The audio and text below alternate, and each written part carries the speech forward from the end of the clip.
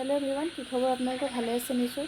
ঘৰৰ কিছুমান পেলনীয়া বস্তুৱে যে নতুন ৰূপ এটা ল'ব বা লয়, তাৰে আজি এটা ভিডিঅ' বনাবলৈ মই চেষ্টা কৰিছিলোঁ। ভিডিঅ'টো আপোনালোকৰ মাজলৈ আগবঢ়াইছোঁ, বলকচোন চাওঁ। এইটো এটা ঘড়ী আছিলে।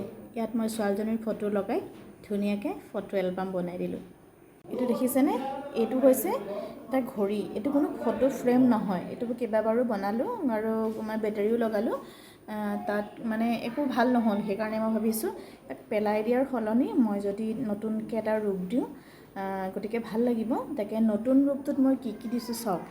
এয়া দেউতাক আৰু ছোৱালীজনী, এয়া দেউতাক, এয়া ল'ৰাটো তেতিয়া 2.5 বছৰ আছিলে, ছোৱালীজনী 7 মাহৰ আছিলে, এয়া দেউতাক।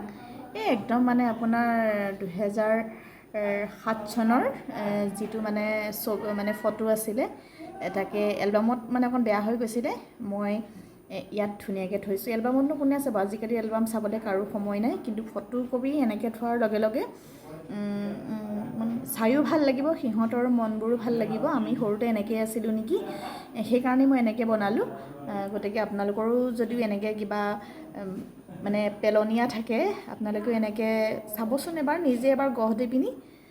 গতিকে ভিডিঅ'টো চাই কেনেকুৱানো পালে জনাবচোন।